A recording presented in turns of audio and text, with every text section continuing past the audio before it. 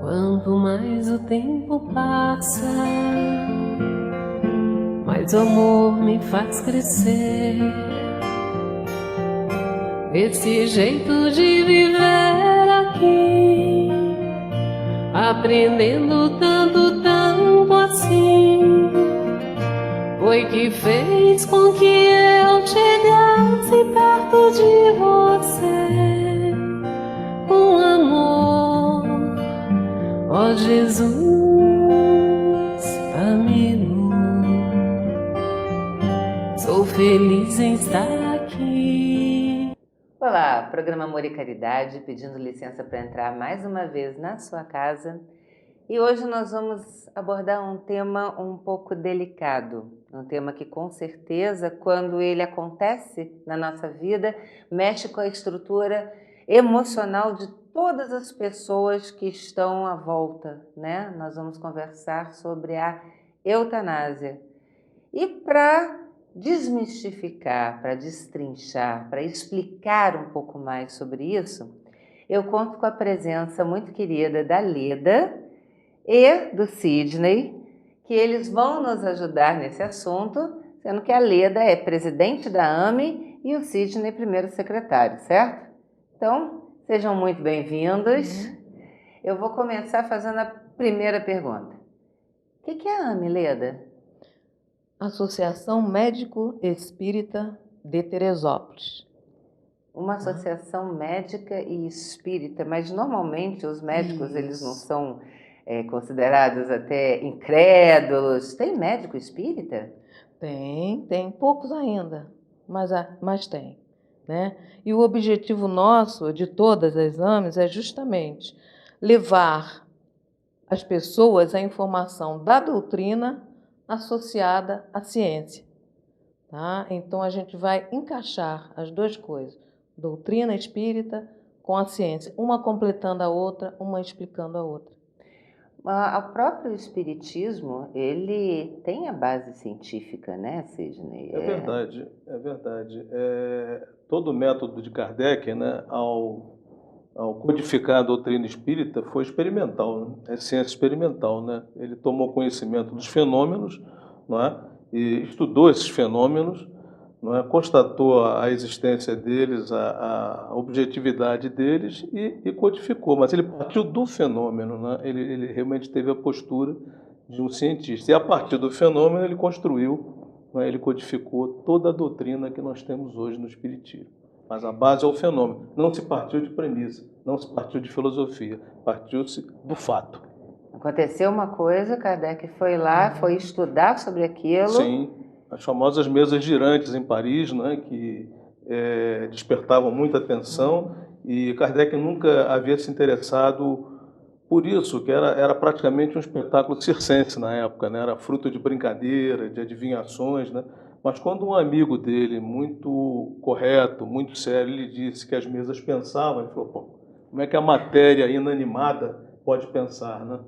E aí ele começou a estudar, né? Viu que realmente por aquele sistema de tipologia das batidas, né?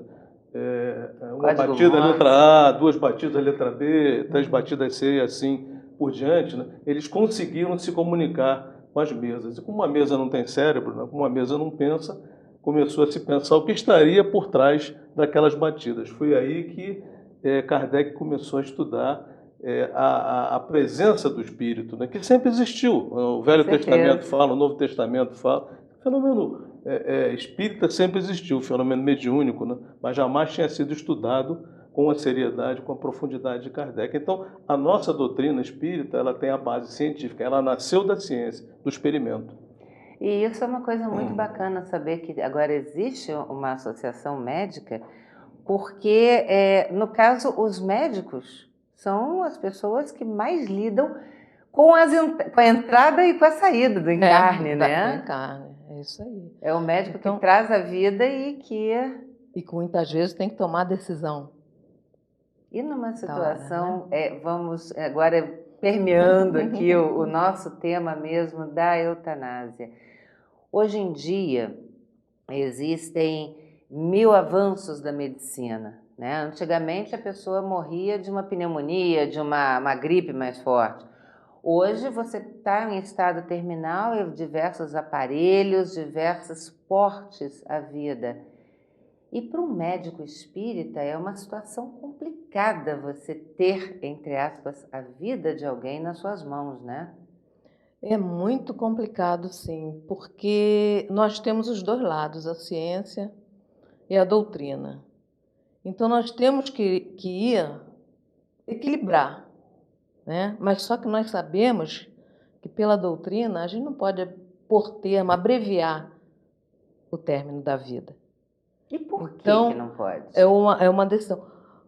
Porque a pessoa está ali e às vezes, mesmo ela não coma, mesmo assim, sem ela poder se comunicar, o espírito está ali, né? Ele está sentindo, ele está vendo, ele está ouvindo. Então, às vezes, um minutinho que seja, né, que falte, é naquele minuto que ele vai entender várias coisas, que ele vai pedir um perdão, que ele vai ver que errou, que ele vai tomar ciência realmente daquilo que ele viveu, daquilo que ele praticou. Então, aquele um minutinho é muito importante. E se a gente abreviar, não permitindo esse 1 minuto, 2, 5, vai ser prejudicial àquele espírito. Me diz uma coisa, para inclusive o pessoal que está em casa poder mais ou menos imaginar.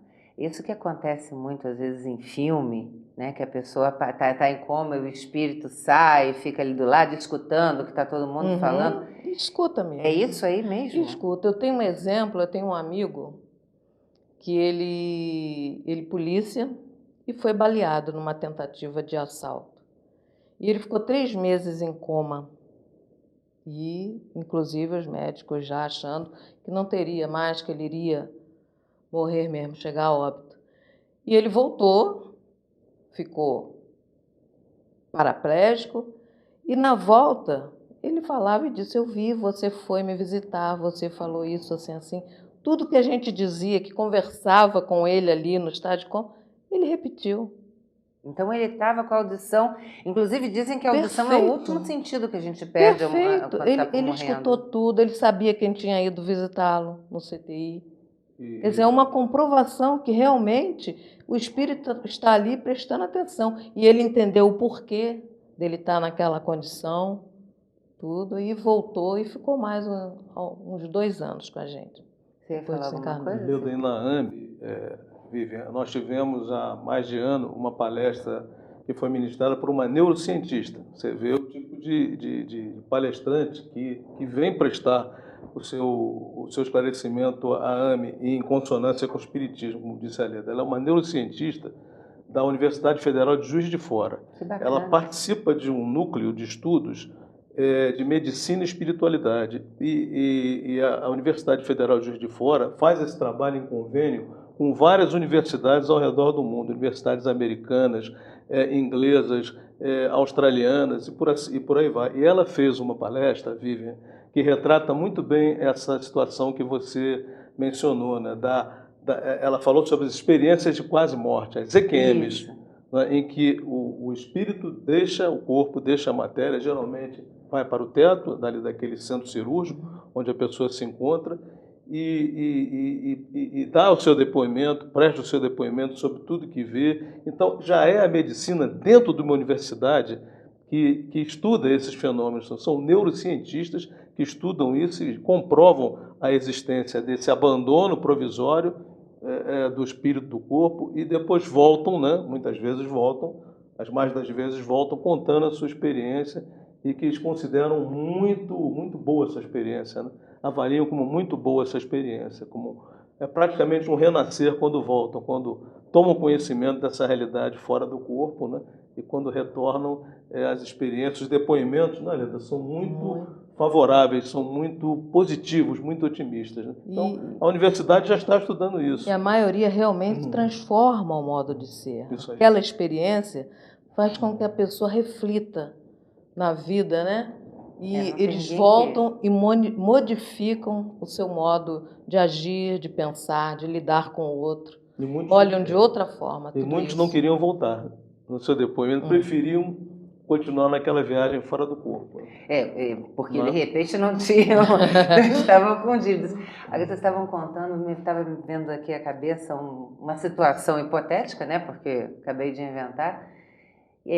A gente falou superficialmente sobre o tempo. Então imagina que uma pessoa que está na cama, está doente, está em coma, e ela acredita que uma outra não goste dela, nutre por conta disso um ódio, de repente é aquela velha situação que a gente vê muita gente dizendo: eu queria morrer para ver o que vão falar de mim. E às vezes descobre que a pessoa precisa daquele minuto. Precisa, porque às vezes até a gente forma conceitos, poxa, fulano não gosta de mim, e na verdade não é nada daquilo, foi algum mal-estar que houve, nós interpretamos do nosso modo, mas não foi realmente aquilo. Então, às vezes, minutos, ou uma hora, duas, em que se esteja frente a frente com aquela pessoa, e, como diz, né, botar em pratos limpos, né? Então, às vezes, não foi nada daquilo, é um mal-estar que nenhum falou, nem o outro. Então, conversa e vamos ver que realmente não houve nada, foi um mal-entendido. Então, aquele tempo, pouco ou muito, serviu para os dois se perdoarem, para os dois recordarem aquilo e verem que foi uma bobagem. E que se viveu, às vezes, um distante do outro, ou um sem falar de outro, sem ter razão. E no caso, por exemplo, vamos agora passar para o lado físico, até a postura de um médico ou a postura de um familiar. Muitas vezes, é claro que a pessoa, os médicos, eles têm um protocolo para desligar os aparelhos, né? Mas ele pode avançar um pouquinho no tempo, ou seja, se ficar mais tempo esperando vamos dizer, um pulmão que a pessoa não esteja conseguindo respirar naturalmente, ele pode, de repente, voltar a funcionar assim? Pode, né? Pode. Tanto do lado científico como do lado, vamos dizer, espiritual. Né? Só Deus sabe a hora. Então, se uma pessoa desliga um aparelho antes... Pode continuar respirando. Pode continuar. Pode continuar. A gente vê muitos casos por aí, né? Desliga, mas ainda fica um tempo respirando por ele, que é o tempo necessário. E por que esse tempo necessário? Fora esse momento de você você se resolver com alguém, mas fisicamente, no nível de corpo, de tempo corpóreo, tem alguma importância ficar o tempo certo na Terra, Sidney? O tempo corpóreo, talvez não é? Nós estamos Fluido aqui, vital. nós estamos aqui, não é, em resgate. Nós sabemos que o planeta é um planeta de provas e expiações. Nós estamos aqui, né, ou dando exemplos, né, numa missão, ou cumprindo, não é, cumprindo a nossa prova, né? Então, o tempo que a gente demora aqui é para saldar essa dívida que nós temos, não com uma outra pessoa necessariamente, porque ninguém é credor nem ninguém é devedor de ninguém. Saldar essa dívida em relação ao nosso desalinho com a lei de Deus. Então, nós ficaremos aqui o tempo necessário para saldar essa dívida, né? Daí que, às vezes, como a Leda já explicou no início, né, da conversa, daí é perigoso, muitas vezes, temerário, nós tentarmos abreviar a vida, porque nós estaremos impedindo que esse tempo se cumpra para que a pessoa possa, pagar essa dívida que tem. Porque eu certa vez, eu até fiz uma pergunta sobre crianças anencéfalas, sobre crianças que nascem com determinadas deformidades, mas que a ciência sabe que ela não vai ter condição de sobreviver por muito tempo, às vezes 2 ou 3 horas, alguns dias. E a explicação que eu tive é que ela precisaria daquele momento no corpo físico para pegar, né, para gastar o resto de fluido vital ou alguma coisa. Na eutanásia, no final da vida, esse fluido vital não seria também importante que ele se esgotasse naturalmente? Por ele mesmo, naturalmente, sim. Além tem toda essa implicação, né? Além da parte de eu ficar bem comigo mesmo ou ficar bem com o outro, essa parte também mais natural daquele fluido ir se dissipando normalmente, né? Eu É acho que porque eu tem, sim. acredito que seja uma decisão acredito que muito seja. difícil até para os familiares. É. E existe a necessidade de você ter sofrimento? Você não pode tomar, de repente, os médicos não podem, não existem drogas que eles podem ministrar? Você pode aliviar a dor. Isso. Aliás, isso é um dever nosso, né? Você dar ao paciente condições dele encarar aquela morte de uma maneira mais digna, mais suave, sem ter tanta dor. Então, isso é permitido. Eu posso aliviar aquele quadro, aliviar aquele sofrimento, mas nunca por termo a ele. Então, ou seja, Entendeu? a doutrina é contrária à eutanásia em todos os casos. Até porque, às vezes, a gente sabe que é através da dificuldade, da dor, que a gente se eleva, que a gente progride. Então, cortar essa oportunidade de eu aproveitar aquela prova, de eu aproveitar aquela dificuldade, aquele sofrimento, de acordo com a lei divina, não está certo, né? Muitas pessoas, elas dizem que a eutanásia seria a abreviação da dor do doente. Mas a gente sabe que muitas vezes quem está abreviando a sua dor é a pessoa que fica. É o familiar. É o familiar. O cuidador, muitas vezes. Né? Exatamente. E esse familiar no campo, qual seria o comportamento adequado? Por que que ele deve se dedicar àquela pessoa que está ali o máximo possível dentro da doutrina, da visão espírita? Do ponto de vista espírita, aquela missão coube a ele. Quer dizer, nada. Nós sabemos que o acaso não existe, né? Einstein falou que se Deus não joga dados com o universo, né? Então o acaso não existe. Deus não fica jogando dadinho com o universo. Então não existe o acaso. Se aquela pessoa está naquele momento com o filho, com o pai, com a mãe, com o irmão, numa situação difícil, numa situação próxima ao desencarne, aquilo é uma missão que cabe a ele. É uma dor que ele tem que viver. É uma dor que foi colocada naquele momento por Deus para que ele viva, para que ele tenha resignação e para que ele possa ir além da dor. Porque senão é muito simples, né, Vivi? Desliga o aparelho, tá certo? Eu comodamente vou para casa, vou ver televisão, vou assistir o futebol e às vezes eu crio esse artifício de que, não, foi melhor para ele. Não foi melhor para mim, às vezes. Né? Não é aprendizado só para aquele que está passando a dor, mas para quem está do lado também. Né? A oportunidade de aprendizado. E Vivian, se você me permite, rapidamente, sem querer retornar ao assunto, você falou de anencefalia, né? Que é um assunto também polêmico. Não, por favor, aqui a gente conversa de tudo. Houve um caso, né, de um casal que permitiu, né, que um bebê anencéfalo nascesse. Se não me engano, foi em Belo Horizonte, Minas Gerais. Esse bebê nasceu sem cérebro e e a ciência diz que sem cérebro não há vida. Pois é, nasceu, viveu mais de ano e depois desencarnou com 1 ano e pouco e, já desencarnado, esse espírito desse bebê encaminhou uma mensagem que agradecia muito esses pais pelo fato de terem permitido que ele gozasse mais aquele período de vida na Terra para cumprir mais uma etapa que a gente não sabe exatamente qual foi.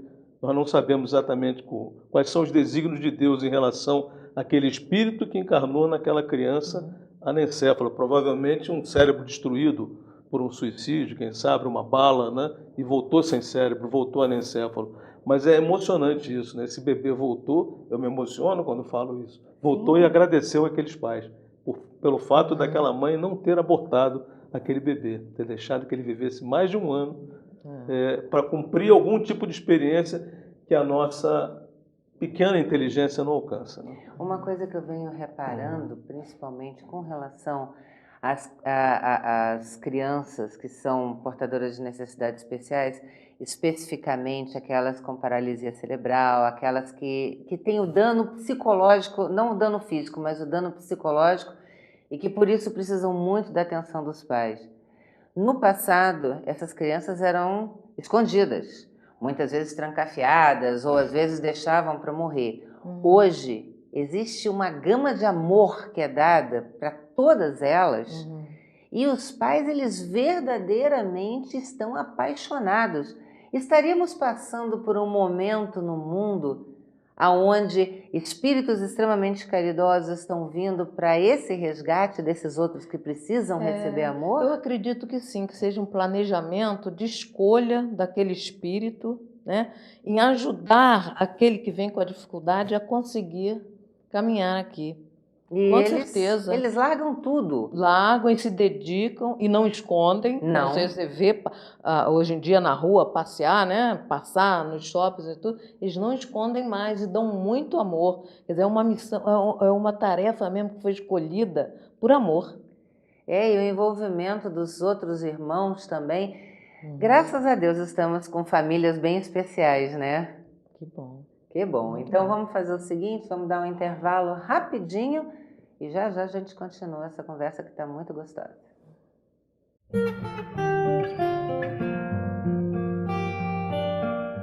Mercado Flor de Teresópolis, Rede Que Barato, padaria e lanchonete, açougue, bebidas em geral, frutas, legumes e hortaliças, direto do produtor. Aqui você encontra papelaria, perfumaria e bazar. Aqui você pode fazer o pagamento das suas contas, realizar saques e fazer depósitos. Preço baixo e bom atendimento você só encontra aqui na Rede Que Barato. Mercado Teresópolis, Rede Que Barato, Rua Luiz Nogue Júnior, número 900, no bairro de São Pedro. Perfumaria, material de limpeza, bazar, bebidas, açougue, hortifruti e padaria com doces e salgados. Disque Entregas. Preço, qualidade e bom atendimento. Vem pra cá você também. Mercado Teresópolis, Rede Que Barato, no Perpétuo.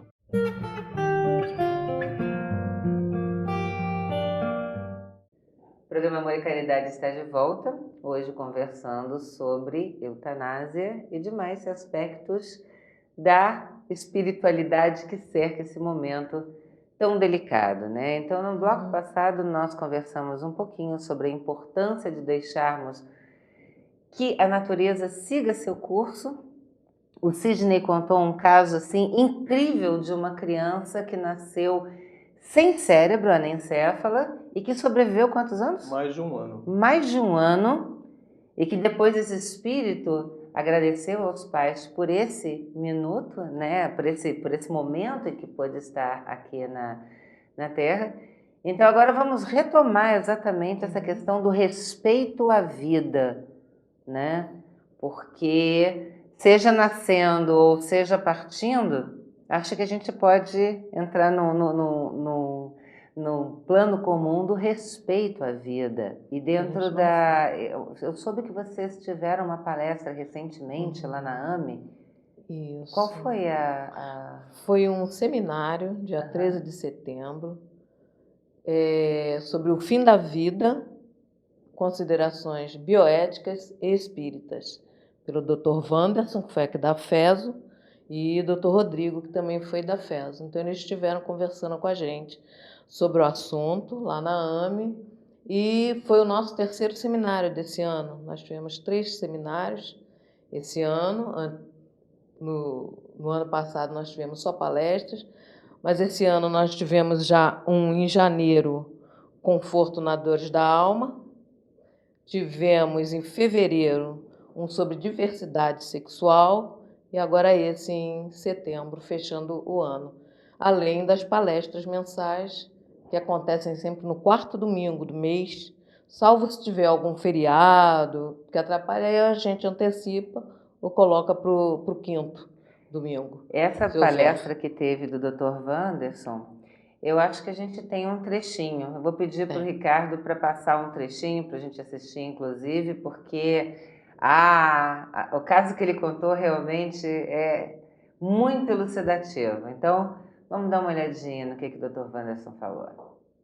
A reencarnação nos oferece a oportunidade, um dos principais objetivos é que nós consigamos crescer, nos desenvolver dentro daquilo que temos, com os recursos que trouxemos de nós mesmos do nosso pretérito.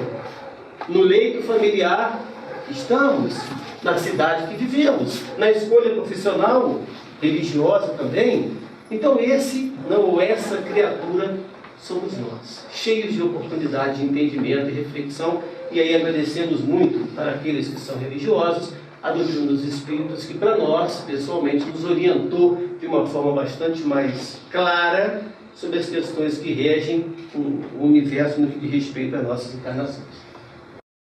Será que o último momento é a hora que você cerra os olhos, tem relaxamento do corpo? Este é o último momento? De quanto tempo estamos falando de último momento? Ou melhor dizendo, será que o último momento dá para quantificar em segundos? Em minutos? Será que esse tempo é possível pensar assim? Ou será que para eu aprender eu preciso de muito tempo? Ou será que ninguém aprende em pouco tempo? Ou será que a carga emocional, a carga de vivências espirituais, conscientes ou não, mesmo num tempo curto, não podem ser significativas para uma conclusão?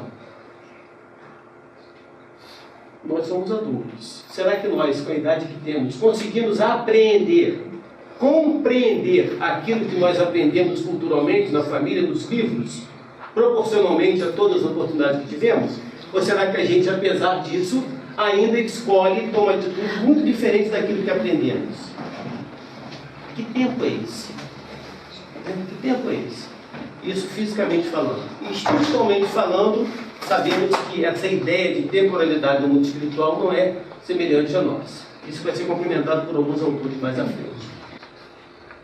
Eu vivi uma situação em Teresópolis de uma pessoa que teve uma família de 4 filhos.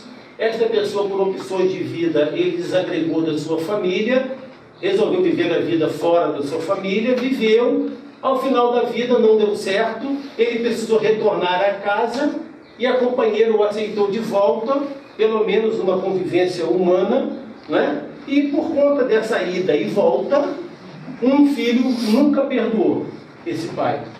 Sequer falava, sequer ficava no mesmo ambiente. Às vezes a gente lembra muito disso, né? Festa de final de ano, quem é que vai? Aí se quem vai lá, está lá, mas eu não estava nem perto. Pois é, isso acontecia. Pois bem, essa pessoa, esse homem viveu a vida inteira, envelheceu, adoeceu gravemente, e ele optou em não receber nenhum tipo de tratamento médico. Nada. Quero ficar na minha casa com a minha família. A filha dessa pessoa, ela tem momentos em que ela consegue ver também o mundo espiritual, e ela percebeu, não é, a proximidade dos amigos espirituais, já sinalizando que o momento da partida daquele pai estava muito próximo. E ela ficou do lado dele todo o tempo. E ele já estava num estado de nível de consciência, de torpor.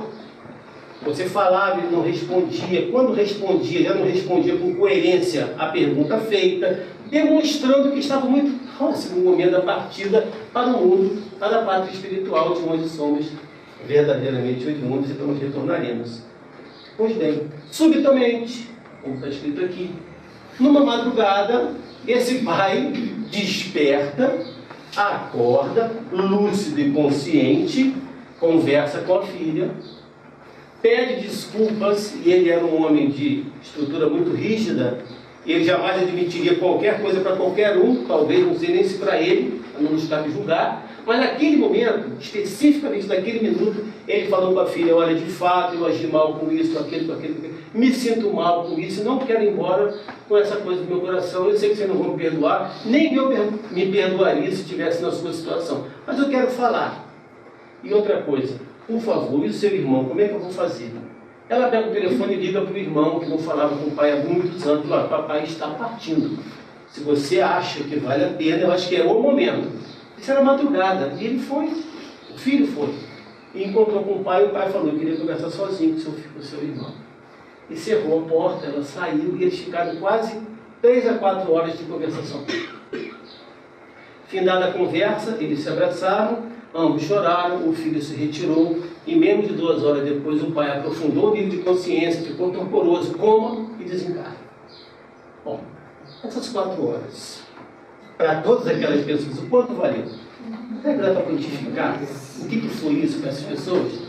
Já imaginaram o quanto esse espírito poder falar, admitir-se como criatura errante, né? E no caso equivocado no entendimento dele sobre a sua vida, se liberou desse peso, Já pensaram para essa filha que sofreu literalmente a saída do pai, agora reconhecê-lo? Para um filho que odiava o pai, agora abraça e tem compaixão pelo momento da partida do seu próprio pai? Está escrito aqui. De que minuto é esse? Será que é tempo dependente? Mas é incrível como uma vida inteira, né, uma encarnação inteira se salvou em apenas 4 horas. Mas no caso desse exemplo que o Wanderson passou, foram 4 horas. Será que 1 minuto faz diferença? Ah, faz 1 minuto. Às vezes até aqui, eu conversando com você fala alguma coisa, eu respondo na mesma hora, não era isso que eu queria dizer, olha, é assim, não é assim. Então, em 1 minuto, você tem a coisa mais clara na tua cabeça. Você muda, você toma uma outra decisão, você reformula um conceito. Então, 1 minuto já... É o minuto do entendimento, do o minuto da luz. Isso. Porque às vezes a pessoa passou a vida inteirinha não aceitando e de repente ela muda. Então, já que nós estamos falando em tempo, vamos à palavra do cientista, né?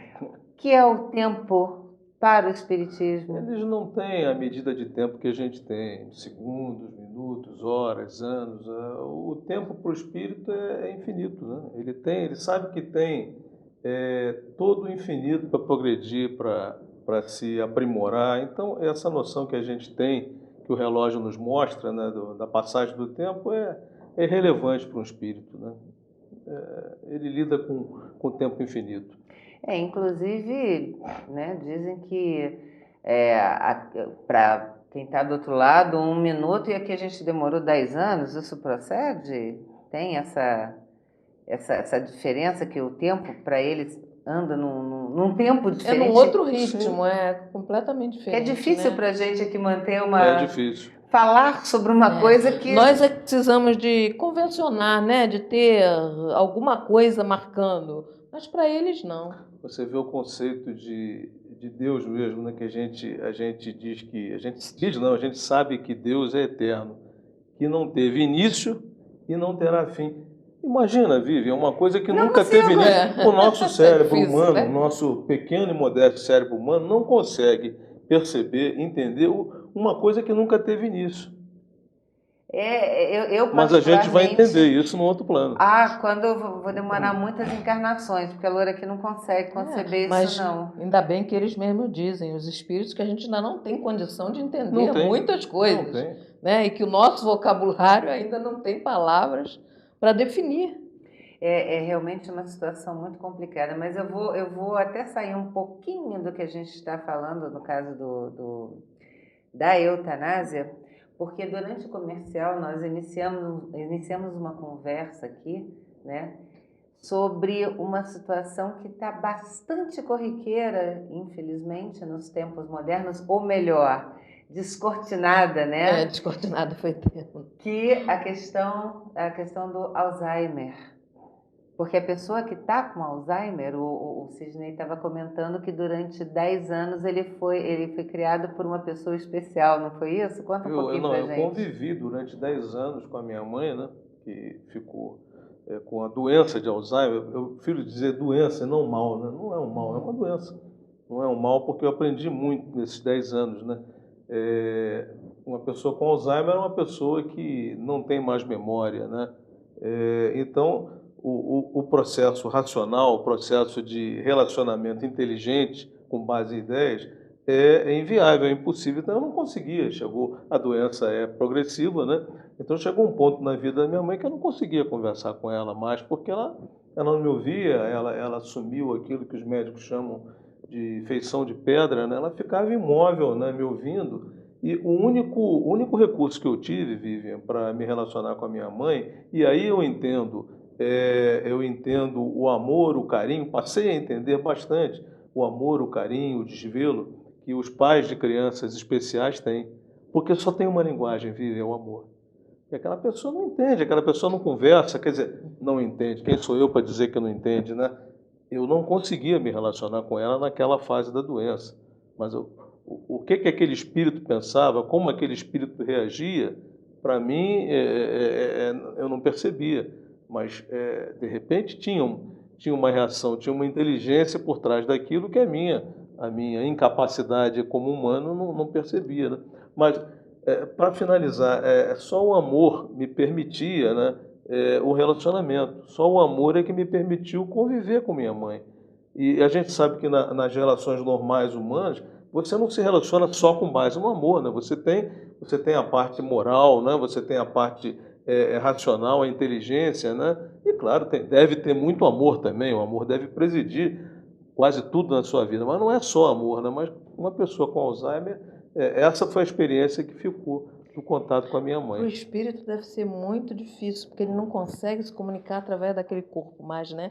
Ele não consegue mais mostrar as emoções, tudo que ele pensa, que ele sente, né? E no caso, aí eu já não sei se existe algum estudo, se vocês têm esse conhecimento, uma pessoa que ela está, principalmente com essa face de pedra, né, nesse aspecto, que deu essa paralisada do corpo, existe algum estudo, a AME tem conhecimento de algum estudo se esse espírito ele está num estado de inércia também, ou se ele está alerta? Não, acho que o espírito acho que está alerta. Ele só não consegue se comunicar mais através daquele corpo. Então, através daquele cérebro, para ele não consegue mais usar como meio de comunicação. Ele não dispõe mais meios no corpo. Não há recurso no corpo para Não ele se tem mais expressar. recurso. Mas ele está ali, viu? Leda, eu queria fazer uma pergunta para você, como médica, principalmente.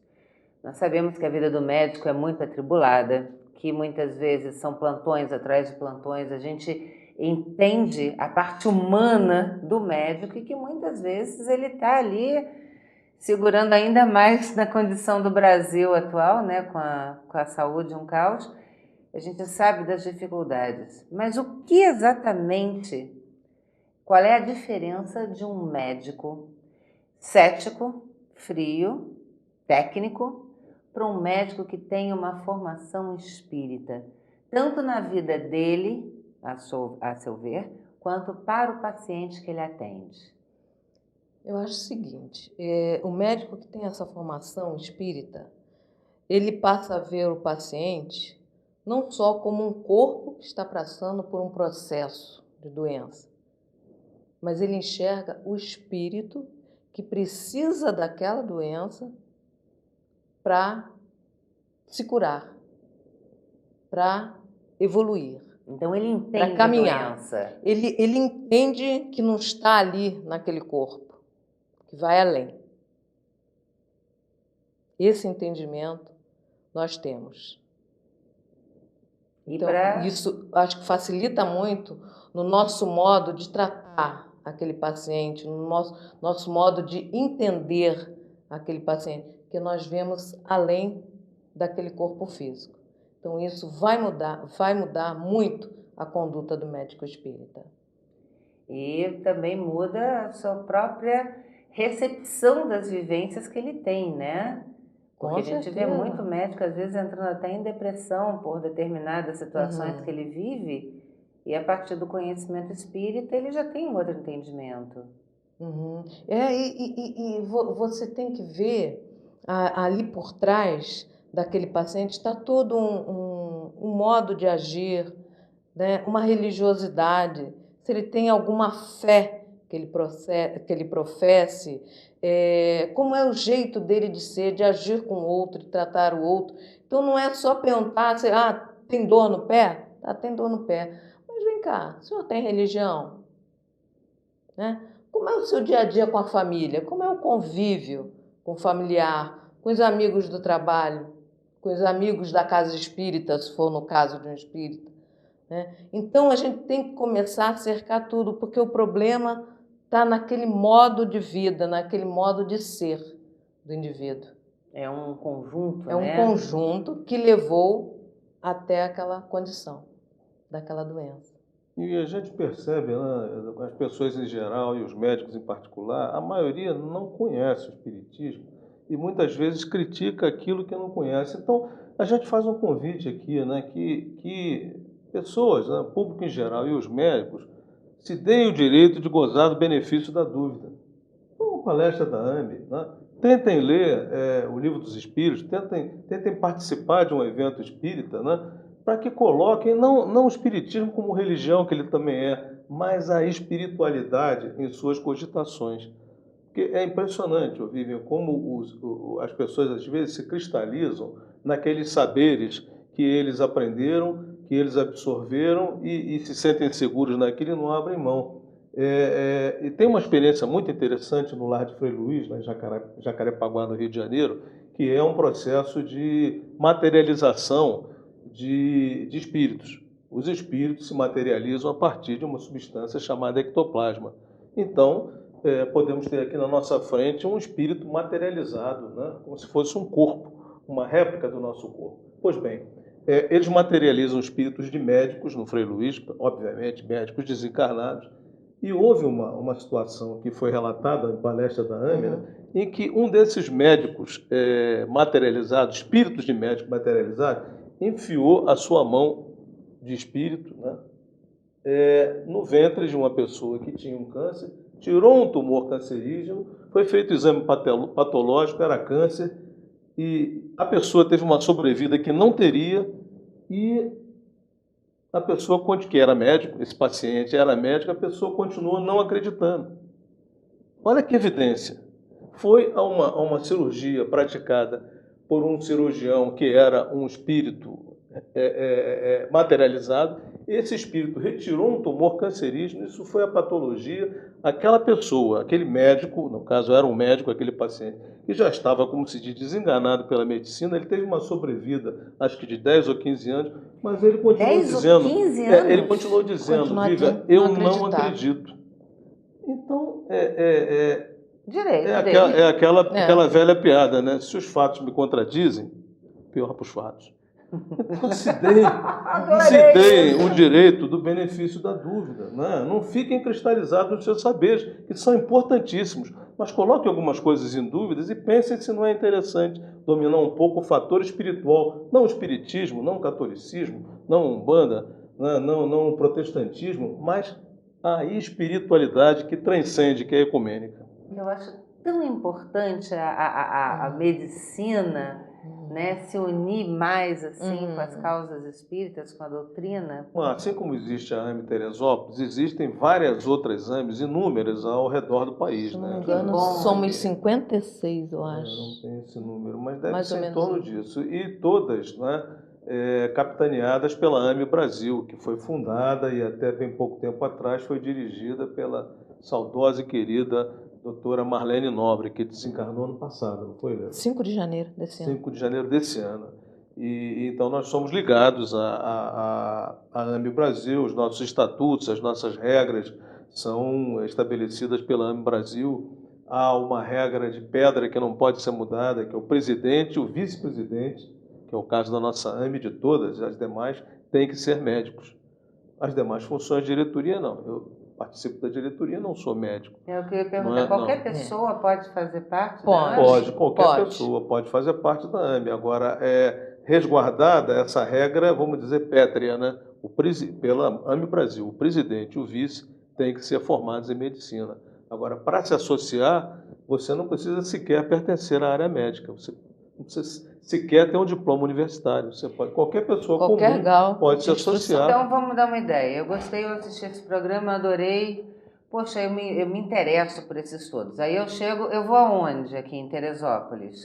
Onde que eu devo procurar? Normalmente, nós funcionamos na Casa da Cultura Espírita Deolindo Amorim, na Rua Guareí 71, lá no bairro de Araras. E como a Leda ressaltou, nos quartos domingos do mês, nós temos uma reunião pública com palestra. Então, nós não temos uma sede própria ainda, nós usamos o prédio da Casa de Deolindo, lá em Araras. Mas, se alguém se interessar, se alguém quiser mais esclarecimentos, pode se comunicar conosco através de e-mail, né? E-mail pode ser o sec.amiteresópolis@gmail.com. Sec com C? Secretaria. Com S. sec.amiteresópolis@gmail.com. Esse é o arroba da Secretaria é o e-mail da Secretaria da AME. A pessoa pode se comunicar conosco através desse e-mail. Então, muito bem, a pessoa que está em casa, o que ela vai fazer? São só essas palestras ou você tem reuniões? Olha, nós temos... Como é que funciona? Me dá a estrutura da... Além das palestras, nós temos uma reunião, um grupo de estudo da obra psicológica de Joana de Ângeles. Tá? Isso. Que funciona às terças-feiras, no caso foi hoje, às 16 horas. Então, nós estamos já no 6º livro da série de Joana, e agora, esse mês de setembro, nós iniciamos o estudo da série do André Luiz, A Vida no Mundo Espiritual. Então, começamos a estudar. Aí já é um estudo mesmo, não é só leitura. É o estudo de nosso lar, tá? Com a parte bem toda, detalhadinho. Sempre passando a parte espírita, mas contrapondo com também os conhecimentos científicos. Ou seja, é bem Kardec mesmo, né? Bem Kardec, tá? Nós temos essas duas atividades. E nós já fizemos um seminário sobre atendimento fraterno para um grupo da casa, tá? E pretendemos fazer até o final do ano, talvez em dezembro, um curso de capelania hospitalar. Como é que é isso? Tá? São aqueles grupos que vão aos hospitais prestar apoio espiritual aos pacientes e à família. Tá? Então, são grupos que se formam, são capacitados, tudo na lei direitinho, tem a lei federal, municipal, estadual. Então, dentro da lei é feito esse trabalho como se fosse um atendimento fraterno dentro de um hospital, tá? Para o paciente e para a família. É claro que a pedido do paciente, nada é imposto.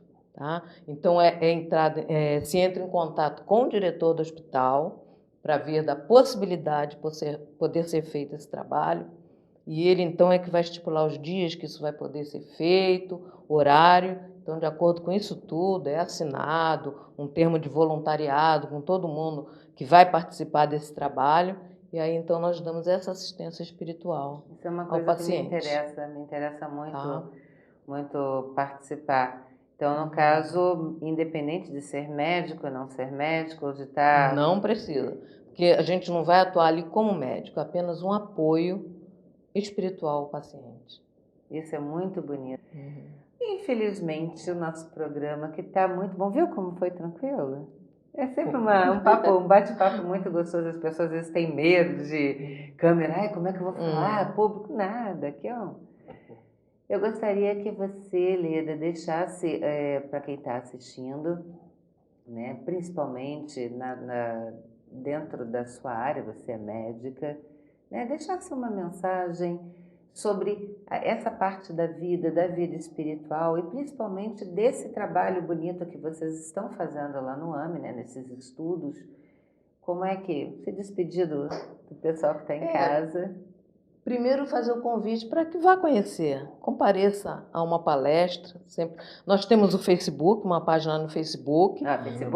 Podem acompanhar pelo Facebook, tá? Então, lá está sempre as palestras, os seminários, tudo direitinho lá, com dia, horário, tudo certinho, o palestrante, o tema. E deixar o convite aqui. Sidney, também as suas considerações finais. Agradecer a vocês aí pelo espaço aberto para nós e realmente convidar as pessoas que compareçam lá no quarto domingo. A nossa mensalidade é R$20, né, Leda? E com uma novidade, né? O acadêmico, seja de medicina, de direito, de qualquer faculdade, pode se inscrever pagando 50% da mensalidade. Então, estão todos convidados a participar, como a Leda disse, da próxima reunião e de se associarem para nos ajudarem, inclusive, também. É isso aí. O nosso programa chegando ao final. Espero, claro, o assunto ele é delicado, a gente tentou abordar com bastante delicadeza. Sabemos que é um momento onde a família inteira está envolvida, né? Nos dois momentos, quando você nasce e quando você desencarna.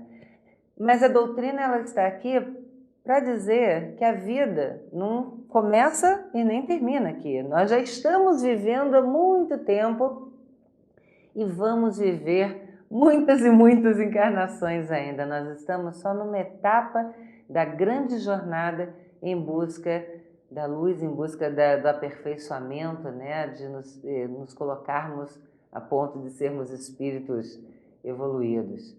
Então, que nessa nossa breve passagem por esse mundo, nós possamos sair daqui bem melhores do que chegamos, para que a nossa caminhada mais à frente seja suave.